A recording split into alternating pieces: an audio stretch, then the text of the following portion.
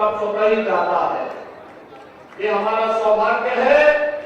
कि आदरणीय प्रधानमंत्री मोदी जी के नेतृत्व में, उनके मार्गदर्शन में अक्टूबर 2018 में प्रयागराज कुंभ के ठीक पहले प्रयागराज को उसका पुरातन नाम, पौराणिक नाम प्रदान करने का गौरव हमें प्राप्त हुआ है।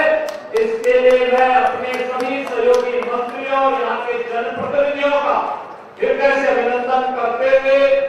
प्रयागराज के आप सभी प्रबुद्ध जनों का मैं हृदय से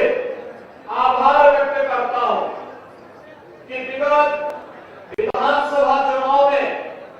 आपने प्रयागराज से भारतीय जनता पार्टी को अपना जो समर्थन किया, आशीर्वाद किया, आज उसके परिणाम स्वरूप डबल इंजन की सरकार प्रदेश के अंदर फिर से कार्य कर रही है और आज इसी का परिणाम है कि 1295 करोड़ रुपए की इन परियोजनाओं की सौगात लेकर के आज ये मंच फिर से प्रयागराज के पास आया है कि त्वदीयम वस्तु गोविंदा तुभ्यमेव समर्पयामि। जितना भी कर ले वह कम ही है, क्योंकि माँ गंगा और माँ यमुना, माँ सरस्वती का आशीर्वाद, लेके हुए हनुमान जी का आशीर्वाद, द्वादश माधव का आशीर्वाद और स्वयं तीर्थराज प्रयाग का आशीर्वाद जो है, दुनिया की पहली गुरुकुल वह सिर्फ भारद्वाज की इसी प्रयागराज में स्थित थी और यह हमें गौरव की अनुभूति होती है कि जब वहां पर भव्य प्रतिमा महर्षि भारद्वाज की स्थापित की गई, भारद्वाज आश्रम के पास सचमुच हजारों वर्ष पुरातन परंपरा के साथ हम सबको जुड़ने का सौभाग्य प्राप्त हुआ है। प्रधानमंत्री जी ने आजादी के अमृत महोत्सव वर्ष में मुख्य महोत्सव को संबोधित करते हुए पंचप्रण की बात की थी और पंचप्रण में उन्होंने इस बात का संकल्प किया था, विकसित भारत का, दूसरा विरासत के सम्मान का, तीसरा गुलामी के को सर्वथा समाप्त करना है, चौथा एकता एकीकरण का और पांचवा नागरिकों के कर्तव्य का। विरासत का सम्मान अयोध्या में भगवान श्री राम के भव्य मंदिर के निर्माण का कार्य हो या काशी में काशी विश्वनाथ का धाम, मां विंध्यवासिनी का धाम मिर्जापुर का हो या प्रयागराज का ये ऐतिहासिक कुंभ, ये सभी उसी परंपरा के हिस्से हैं। और आज मैं आप सबको इसी बात का एहसास कराने के लिए आया हूं कि प्रयागराज का कुंभ 2025 में फिर होने जा रहा है और भाइयों बहनों, जिस सुव्यवस्था, सुरक्षा और स्वच्छता के लिए प्रयागराज कुंभ जाना जाता है, जाना गया 2019 में, इस परंपरा को और भी अच्छे ढंग से प्रस्तुत करने के लिए आज मैं दोनों डिप्टी सीएम नंदी जी, हमारे सभी माननीय सांसद, विधायकगण और प्रदेश सरकार के मुख्य सचिव, डीजीपी समेत सभी अधिकारीगण प्रयागराज पहुंचे हैं, जिससे 2025 की एक बेहतरीन परिकल्पना को साकार करने के लिए और प्रधानमंत्री मोदी जी की संकल्पों के अनुरूप 2025 के महाकुंभ के आयोजन को हम लोग प्रयागराज की भावना के रूप यहाँ पर लागू कर सके, उसका क्रियान्वयन कर सके। आज भाइयों बहनों, प्रयागराज से जुड़ी हुई अनेक परियोजनाओं का यहाँ पे लोकार्पण हुआ है, जिनमें नगर निगम के कुछ सीवेज ट्रीटमेंट प्लांट है, यहाँ पर एक एफएसएल की लैब का उद्घाटन भी हो रहा है, यहाँ पे राजकीय इंटर कॉलेज, आईटीआई और तमाम अन्य स्वास्थ्य से संबंधित, पशु चिकित्सा से संबंधित, नगर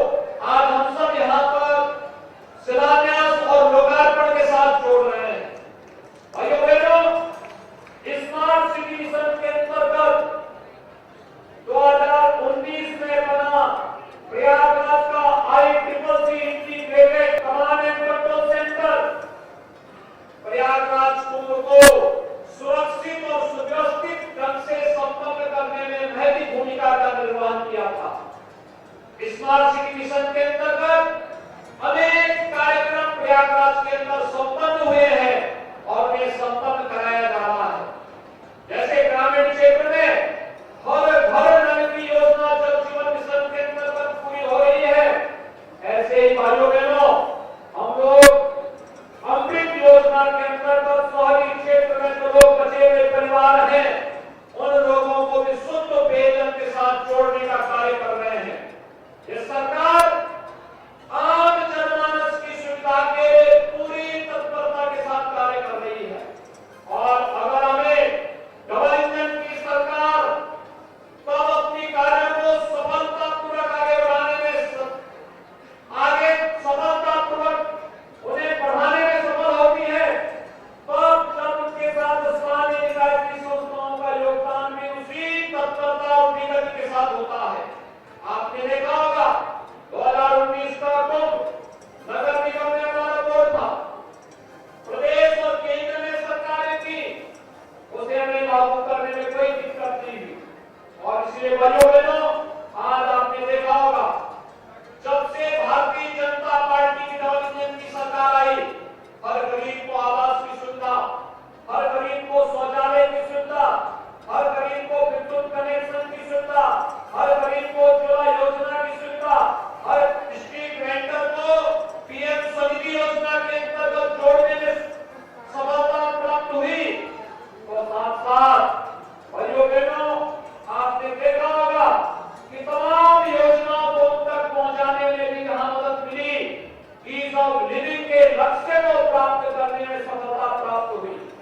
आज प्रयागराज न केवल 2019 में संवरा है बल्कि 2025 के लिए एक नए प्रयागराज की परिकल्पना को कैसे साकार किया जा सके, जिसमें भव्य और दिव्य कुंभ के आयोजन को हम लोग लागू कर सके, आज उसी के लिए हम सब यहाँ पर उपस्थित हुए हैं। मैं प्रयागराज के सभी प्रबुद्धजनों से अपील करना चाहूंगा कि आप सबका आशीर्वाद सदैव डबल इंजन सरकार के साथ रहा है और आपके द्वारा दिए जाने वाले प्रत्येक सुझाव का सरकार स्वागत करेगी। सरकार ने जहां